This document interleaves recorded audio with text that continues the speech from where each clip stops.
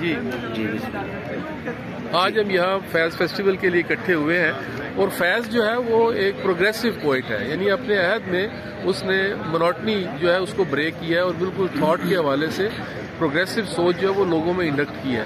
تو اسی کے حوالے سے یہ فیض فیسٹیول ہے، اور اس میں خاص بات یہ ہے کہ یہاں جو کریٹو آرٹس جتنے ہیں اس سے تعلق رکھنے والے سارے لوگ یہاں اکٹھے ہو رہے ہیں، ایکسچینج آف ویوز ہو رہے ہیں اور آپس میں گپ شپ ہو رہی ہے. تو علم و ادب کی ایک خدمت بھی ہو رہی ہے، اور جو عالمی سطح پہ لاہور کا ایک نام ہے کہ یہ کلچرل سٹی ہے، تو وہ اسی طرح کے جو فیسٹیولز ہیں اسی کی وجہ سے وہ یہ نام ہے.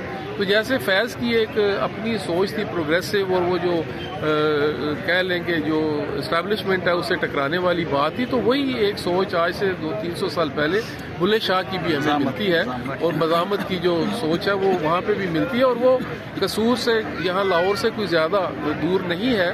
تو لاہور اور قصور جیسا کہ کہا جاتا ہے کہ دو بھائی تھے، لوہو اور کسو، اور انہوں نے یہ آباد کیے. تو اسی طرح سے میں سمجھتا ہوں کہ یہ دو شاعر جو ہیں وہ ان دو شہروں میں موجود ہیں جو مزاحمت کی علامت رہے ہیں، اور ابھی بھی ہیں. لوگ ابھی بھی ان کا کلام جو ہے وہ مزاحمت کی علامت کے طور پہ پڑھتے ہیں اور اس کو انجوائے کرتے ہیں. تو قصور میں اتفاق ایسا ہوا کہ بلے شاہ کا جو مزار تھا اس کو ڈیزائن کرنے کا مجھے موقع ملا.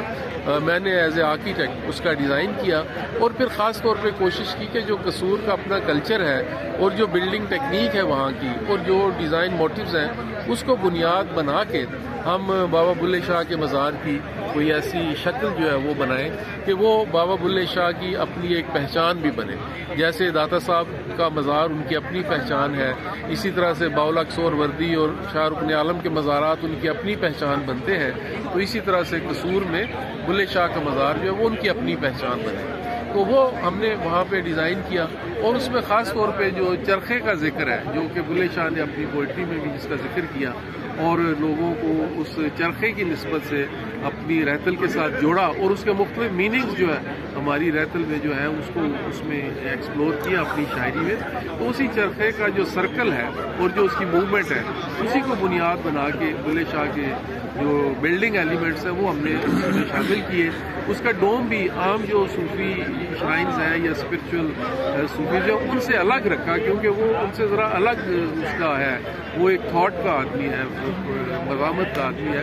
تو اسی طرح سے اس کے سینٹر میں جو ایک ڈوم ہے وہ اس کے اپنے آپ کو ظاہر کرتا ہے. اس کے چاروں کونوں پہ 4 چھوٹے ڈوم ہیں، درمیان گنبد ہے وہ بھی ڈفرینٹ ہے، اور اس کے چاروں کونوں پہ جو 4 گنبد ہیں وہ بھی چھوٹے ہیں لیکن ڈفرینٹ ہیں. تو یوں لگتا ہے کہ جیسے 4 کونوں پہ اس کے 4 چاہنے والے جو اپنے گرو کے چیلے جو ہے وہ بیٹھے ہوئے ہیں، اور وہ جو ایک کانسیپٹ ہے سینٹرلی فوکسڈ ہونے کا وہ اس کے اندر ہے کہ اس کا فوکس وہ خود ہے، اور اس کے ارد گرد وہ 4 چیلے ہیں جو اس کا پیغام سمجھنے کی کوشش کر رہے ہیں اور اس کے پاس بیٹھے ہوئے. اسی طرح سے جو آرچز استعمال کیے ہیں وہ آرچز بھی ہم نے سرکل کا ہی سیگمنٹ ہے اس کو ہم نے اس کے اندر استعمال کیا ہے. اور سیگمنٹ جو سرکل کا ہے وہ ایک طرح سے جیومیٹری میں لامتنائی کو ظاہر کرتا ہے، جس کی کوئی انتہا نہ ہو.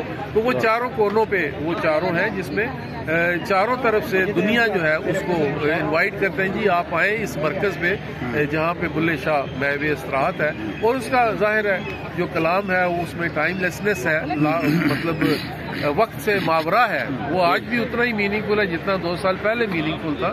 تو اسی طرح سے وہ جو چاروں آرچز ہیں وہ اس چیز کو ظاہر کرتی ہیں، اور وہ ظاہر ہے اسی طرح سے زندہ رہے گا. لوگ آتے رہیں گے، ہر مذہب سے تعلق رکھنے والوں کے لیے اس کی شاعری کے اندر ایک طرح سے اپنائیت بھی ہے، محبت بھی ہے، تعلق بھی ہے. تو اسی وجہ سے لوگ اس کی طرف کھینچے آتے ہیں. اور وہ جو وحدت الوجود کا نظریہ ہے بیسیکلی اس کی عکاسی ہے، وحدت ہے اس سارے اس کے اندر. تو اسی وجہ سے لوگ جو آتے ہیں تو وہ ایک سمبل کے طور پہ ہم نے اس کی بلڈنگ کا ڈیزائن بھی اسی طرح سے کیا تھا تاکہ اس کا کلام، اس کی شخصیت اور اس کی بلڈنگ جو ہے وہ آپس میں ہوموجینیس ہو. بہت شکریہ. پورا نام غافر جی، غافر شہزاد. غافر شہزاد تو شاعر بھی ہو. غافر جی، تھوڑا کلام بھی پلیز عنایت کرو نا. جی غافر شہزاد، غین الف رے، غافر شہزاد. جی جی کلام زبان یاد کسی بھی بات پہ کب اختیار ہے اپنا. واہ واہ واہ واہ. کسی بھی بات پہ کب اختیار ہے اپنا، یہ دل تو اس کا ہے دل کا فشار ہے اپنا. واہ کسی بھی بات پہ کب اختیار ہے اپنا, یہ دل تو اس کا ہے. دل کا فشار ہے اپنا, اور کئی برس کی مسافت کے بعد رک کر جب کئی برس کی مسافت کے بعد رک کر جب اسے گنا تو لگا بے شمار ہے اپنا. واہ واہ واہ. کئی برس کی مسافت کے بعد رک کر جب اسے گنا تو لگا بے شمار ہے اپنا. پلے ہیں پیڑوں میں اور ٹہنیوں پہ کھیلے ہیں. پلے ہیں پیڑوں میں اور ٹہنیوں پہ کھیلے ہیں, اسی لیے تو بدن سایہ دار ہے اپنا. پلے ہیں پیڑوں میں اور ٹہنیوں پہ کھیلے ہیں, اسی لیے تو بدن سایہ دار ہے اپنا. اور خلاف لہروں کے میں خود کو آزماتا ہوں. خلاف لہروں کے میں خود کو آزماتا ہوں, وگرنہ کب کوئی دریا کے پار ہے اپنا. بھائی واہ واہ واہ. خلاف لہروں کے میں خود کو آزماتا ہوں, وگرنہ کب کوئی دریا کے پار ہے اپنا. کبھی گما کے کماؤں گا اور کھاؤں گا. اچھا. کبھی گما کے کماؤں گا اور کھاؤں گا, کبھی یقین کے پروردگار ہے اپنا. کبھی گما کے کماؤں گا اور کھاؤں گا, کبھی یقین کے پروردگار ہے اپنا. وہ ہم کو رزق تو دیتے ہیں پر قطاروں میں. وہ ہم کو رزق تو دیتے ہیں پر قطاروں میں. سو چونٹیوں میں ہی غافر شمار ہے اپنا. وہ ہم کو رزق تو دیتے ہیں پر قطاروں میں.